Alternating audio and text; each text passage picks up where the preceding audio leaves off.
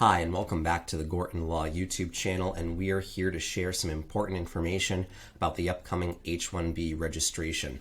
So welcome. New office, new setting, new background, new problems with lighting up the glare on my head.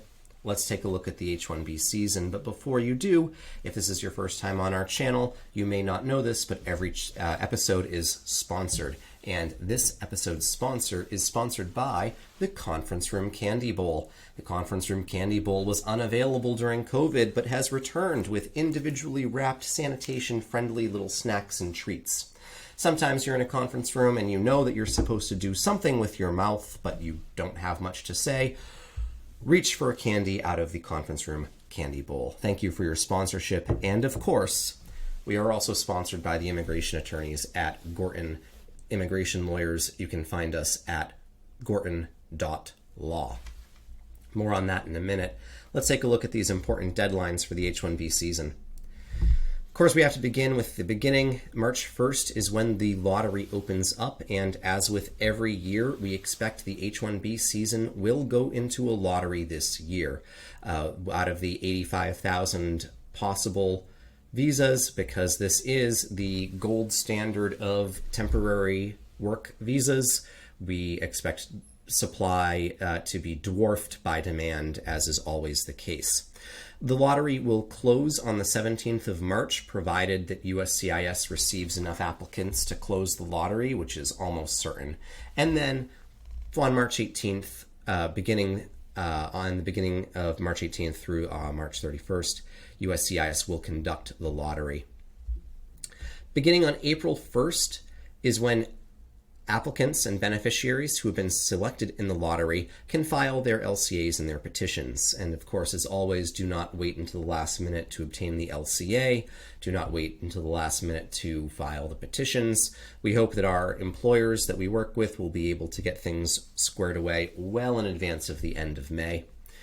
Because at the end of July, give or take, we expect that USCIS may need to conduct a second round in the lottery to fill additional visa slots. If the first round of registration winners either do not go forward or apply but are denied, there would be additional slots left over. And in fiscal year 2022, so 2 years ago, about 27,700 registrants were selected during the second round. So there is plenty of hope that remains for people who are not either selected or denied in the first round of the lottery.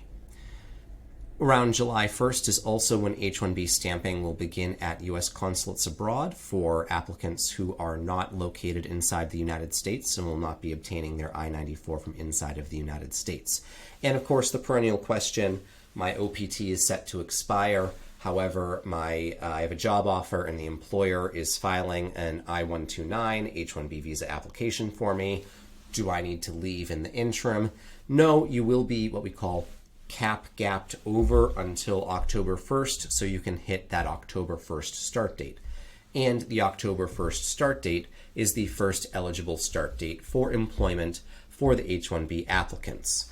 October 1st is the start of the new fiscal year for the federal government, and that's why we call it FY2024.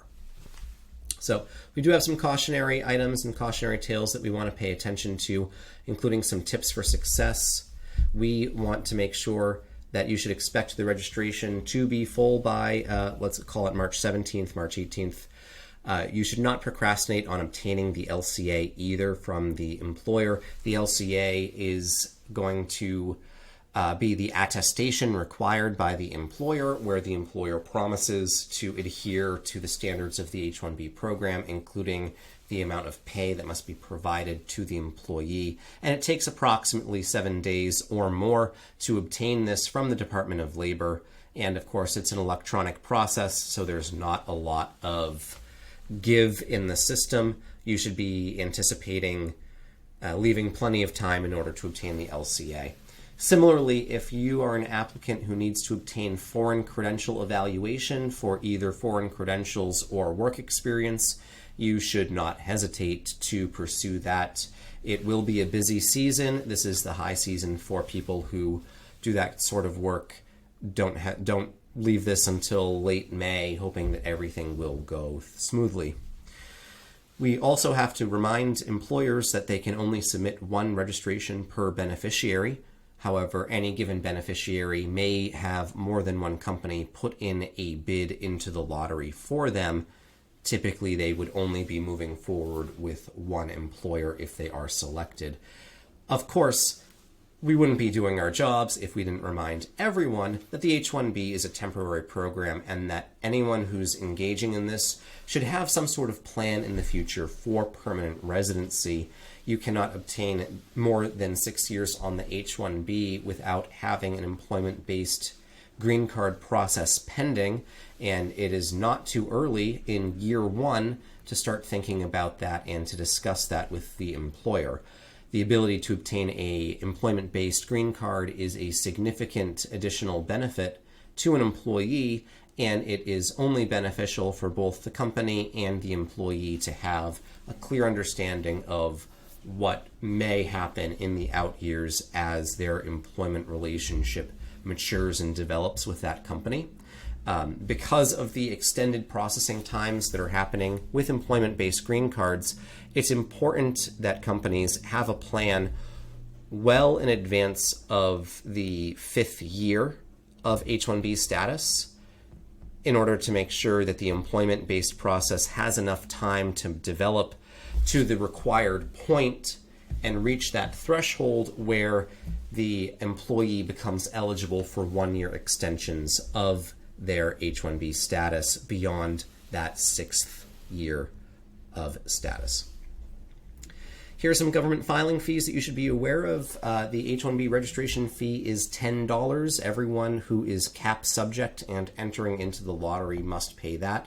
The H-1B base fee is $460, and everyone in this category will be paying that. Similarly, there is a mandatory $500 anti-fraud fee, and employer sponsorship fees will vary based on the size of the company and how many employees are inside of that company. If you are an enterprise that is H-1B dependent, which means that you have a 50% H-1B workforce, you will need to pay the $4,000 H-1B dependency fee as well. We do have another note that's always worthwhile mentioning. The H-1B program does allow the person's derivative beneficiaries to receive H-4 status, and that is something that you should pay careful attention to, in particular as some H-4 holders are eligible to obtain a work permit and to be engaged in employment in their own right in the United States. If you have any questions about what your spouse or what your children would be eligible for in terms of a derivative status on H-4, we would encourage you to reach out to either your company's immigration attorney or your own immigration attorney for further advice. If you're looking to find one such attorney for your business or for your own personal needs, our URL is at the bottom of the screen. It's gorton.law. No .com, no .net, just gorton.law. That will take you to our website where you have the ability to reach out directly to us through a message or even book a free 15-minute case evaluation with our intake specialists. We hope that this video is particularly helpful for existing clients as well as people who are looking into the H-1B program for the first time. We also think that there's a very significant question in the air around the H-1B season, which is how will layoffs in the tech industry affect the H-1B season? Will it tend to depress demand because large tech employers are less likely to be hiring and therefore less likely to be entering people into the lottery? Or will it tend to increase demand because we have people who are faced with the prospects of layoffs, or we have people who have been laid off and are now had to depart the United States and are looking to have a new employer begin fresh with a different H-1B grant? We don't know. The data will tell us once we have them. Until then, it's everyone's best guess. But we offer always the same advice. Prepare thoroughly, be prompt and diligent in pursuing the deadlines, and make sure that there is a plan moving forward so that the H-1B has a trajectory towards an employment-based immigrant application when the time is right. Thanks for checking in with this video. We appreciate your time and attention as always. We also appreciate our subscribers and our existing clients who are reporting in that they're watching the videos. We appreciate the support. Please feel free to like or comment on this video and subscribe to our channel if you have not already. I'm Jamie Gorton. I'm the lead attorney at Gorton Law, and we're more than happy to be your guides and advocates throughout the H-1B process.